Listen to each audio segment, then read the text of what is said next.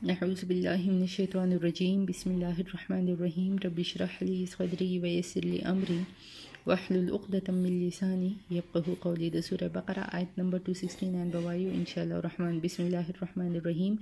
يؤتي الحکمة ورکوي هغه پوهه د قرآن یا ورکوي هغه پوهه من یشاء هغه چاته چې وغواړي ومن یؤت الحکمة اور هغه چاته چې ورکړي شو حکمت یا ورکړی شو پوهه د قرآن فقد اوتیا یقینا ورکړی شو خیرن خیر کثیرا ډیر وما یذکرو اور نصیحت نه اخلی ردینا الا مگر اولو الالباب خاوندان د عقل والو یا صفا عقلن والا.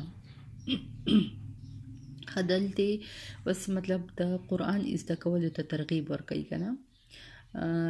مطلب مال خو خشه دی خو قرآن درنا پاتې نشي. د قرآن دا طریقه ده کنه چې کله لکه دنیاوي خبرې رواني نو دا زر دین طرف ته بنده چې دی هغه متوجه کی دین طرف ته بنده مایل کی. دلته د حکمت نه مراد چې دی کنه هغه په دین باندې پوهه ده چې په وینا اور په عمل کې حق اور زیتا مطلب رسیدل دي یعنی په خپل په موقع خبر اور عمل کول دي. ٹھیک شو یا حکمت چې دی کنه دا مضبوط علم اور عمل تویلی شي کنه.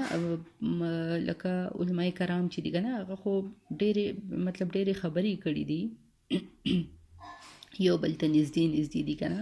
خو صحیح خبره دا ده کنه چې قرآن اور د حدیث پوهې تویلی کیږي. حکمت چې دی هغه د قرآن اور د حدیث پوهې تویلی کیږي اور داسې د قرآن اور د حدیث پوهه چې هغه سره حق اور باطل چې دی هغه ښکاره شي کنه. مطلب چې دا حق دی اور دا باطل دی هغه تویلی کیږي. دا حکمت کنه. دا یؤتی الحکمة ورکوي حکمت من یشاء هغه چاته چې وغواړي ومن یؤت الحکمة اور هغه چاته چې ورکړی شو حکمت یا ورکړی شو پوهه د قرآن فقد اوتیا یقینا ورکړی شو خیرن لکه یقینا ورکړی شو هغوی ته خیرن خیر کثیرا ډیر هغه ډیر خیر. مطلب چاته د قرآن پوهه ورکړی شو کنه نو دل لکه هغه ته مطلب ډیر خیر ورکړی شو مطلب ډیر زیات خیر هغه ته ورکړی شو کنه. او په حدیث کې هم راځي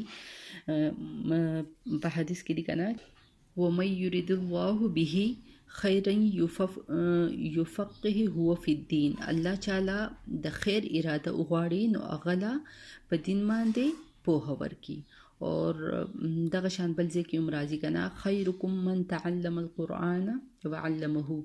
غوره په تاسو کې هغه څوک دی چې څوک قرآن زده کي اور بل ته یې وښایي. مطلب دا دی کنه چې علیم چې دی کنه هغه په قرآن اور په حدیث باندې پوهیږي نو الله رب العالمین فرمایي چې چاته ما حکمت ورکو د قرآن اور د حدیث نو هغه ته ډیر خیر ورکړی شو یعنی خیرن کثیرا ډیر خیر. وما یذکرو اور نصیحت نه اخلی ردینا اولو الالباب مطلب صفا عقلن والا یا عقل والو کنا. بس دلته الباب جمع د لوب ده مطلب هغه خالص عقل تویلی کیږي چې هغه مطلب بالکل د وهمونو د هر څه نه پاک ساکي کنا. اور په دې کې اشاره ده کنه چې لکه د حکمت نه فائدہ هغه څوک اخیستلی شي چې د هغه عقل بالکل صحیح صفا خالص عقل یې کنه. ځکه چې ګوره وس یو کسی کنه او هغه سره د قرآن او د حدیث پوهه د هغه سره نه په قرآن او په حدیث نه پوهیږي او تو هغه ته خبرې کوي هغه خو په دې نه پوهیږي کنه. نو هغه څوک فایده اوچتولی شي چې د چا عقل صحیح هغه برابري. زه دونه پوره ده. صدق الله العظیم. فی امان.